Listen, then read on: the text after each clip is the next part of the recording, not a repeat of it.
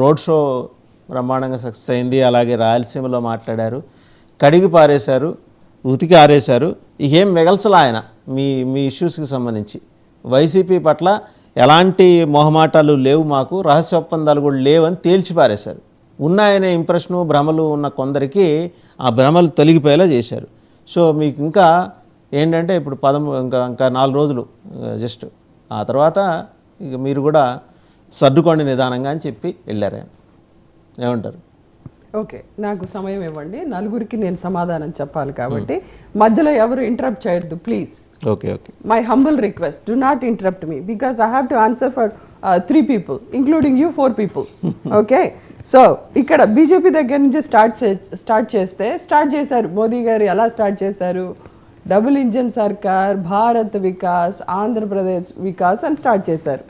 So we are titling this PM గారి ప్రసంగాన్ని మేము ఎట్లా టైటిలింగ్ చేస్తున్నామంటే, this is double cheating sarkar. Double cheating sarkar for the Andhra Pradesh for 2 terms. Andhra Pradesh విభజన జరిగిన తర్వాత మోదీ గారు ఇచ్చినటువంటి ఒక్క హామీ కూడా ఈ 10 ఏళ్ల కాలంలో నెరవేర్చినటువంటి పరిస్థితి లేదు. ఒక్కటి కనీసం ఉమ్మడి ఆస్తులు, forget about this special status, forget about Polavaram, at least ఉమ్మడి ఆస్తులు పంచినటువంటిది లేదు. ఇంకేం వికాస్ చేస్తారు ఆయన? What he is going to do? మన కేసీఆర్ గారు చెప్పినట్టు బర్రె గుద్దితే సచ్చే రైళ్లు పెడతారా? ఇదేనా మీరు చెప్పే వికాసం? అదే గుజరాత్ స్టీల్ ప్లాంట్ ఎందుకు మీరు ప్రైవేటైజ్ చేయరు? ఎందుకు ఆంధ్ర స్టీల్ ప్లాంట్ ప్రైవేటైజ్ చేస్తున్నారు మీరు? మేము అది కదా అడుగుతుంది. గుజరాత్ స్టీల్ ప్లాంట్ ఉంది కదా, దాన్ని ప్రైవేటైజ్ చేయండి. ఎందుకు ఆంధ్ర మీద మీరు సౌత్ తల్లి ప్రేమను చూపిస్తున్నారు? అదేవిధంగా ఈరోజు విశాఖ స్టీల్ ప్లాంట్ ఇప్పటి వరకు ప్రైవేటీకరణ కాకపోవడానికి కారణం జగన్మోహన్ రెడ్డి గారు. జగన్మోహన్ రెడ్డి గారు చాలా స్ట్రాంగ్ స్టాండ్ తీసుకున్నారు కాబట్టి విశాఖ స్టీల్ ప్లాంట్ ఇంతవరకు ప్రైవేటీకరణ కాలేదని మీరే చెప్తారు. స్ట్రాంగ్ స్టాండ్ అంటే చుట్టుముట్టున్న భూములు అమ్మేయటమా? స్ట్రాంగ్ ఒకటండి, లెట్ మీ కంప్లీట్. అసలు ప్రైవేటీకరణ ఇనిషియేషన్ అనేది జరగకుండా ఉండడానికి జగన్మోహన్ రెడ్డి గారు కాపాడారు అని ఇవాళ మేము క్లియర్ గా చెప్పాలనుకుంటున్నాం. విశాఖ స్టీల్ ప్లాంట్ ను కాపాడేది కేవలం జగన్మోహన్ రెడ్డి గారే. అదొక అంశం. మీరు గుజరాత్ స్టీల్ ప్లాంట్ ని ఎందుకు ప్రైవేటైజ్ చేయరు? చేయండి. ఎందుకు ఆంధ్రప్రదేశ్ మీద వచ్చి ఇక్కడ ఆంధ్ర వికాస్, ఆత్మవిశ్వాస్ అని భాషణిస్తారు కానీ మీరు చేసే కార్యక్రమం ఏదీ ఉండదు. ఆంధ్రప్రదేశ్కి కనీసం ఉమ్మడి ఆస్తులు పంచరు. రైల్వే జోన్కి మీరు భూములు ఇస్తే ఇవ్వలేదని చెప్తారు, మీరు తీసుకోరు. దానిలో ఇనిషియేషన్ చేయడానికి మీకు ఇష్టం ఉండదు.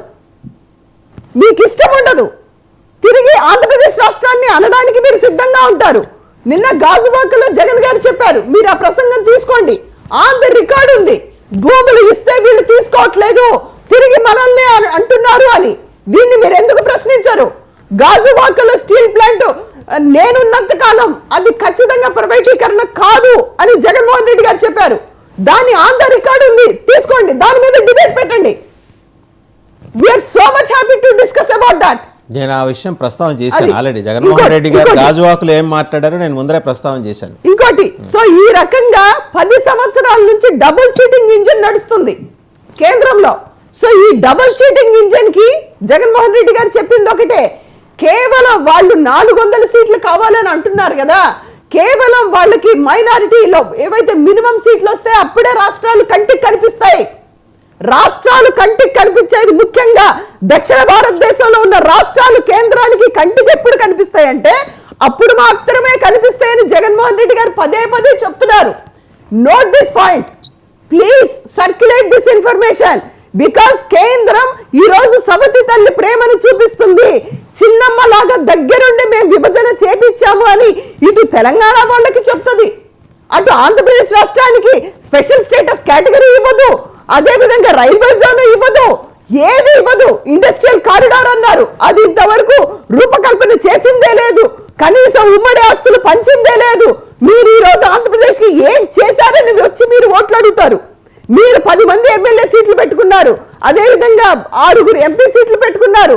ఆంధ్రప్రదేశ్ రాష్ట్రానికి ఏమి ఇస్తారు? టమాటాకి గిడ్డంగులు ఇస్తారా? మీరు అదొక్కటేనా మీరు చేయగలిగేది? మీరు యువతకేమిస్తారు? మీరు కర్నూలు రాజధాని ఇంతకుముందు చెప్పారు కదా, మరి మీరు కర్నూలు రాజధానికి మీరు స్టిక్ ఆన్ అయి ఉన్నారా? మీరు చెప్పిన దానికి మీకు భరోసా ఇస్తున్నారా? లేకపోతే ఇప్పుడు అమరావతి అంటారా, విశాఖ అంటారా, ఏమంటారా అనేది చెప్పండి. అది మేము అడిగేది.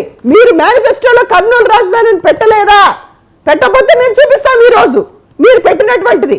ఇంకోటి, బాలకోటయ్య గారి దగ్గరికి వస్తే ఒకటండి, ఈరోజు చాలా ఫ్రెండ్లీ హౌస్ అరెస్ట్ అంట, రిసార్ట్ హౌస్ అరెస్ట్ అంట, బాలకోటయ్య గారు 5 స్టార్ హౌస్ అరెస్ట్ అంట.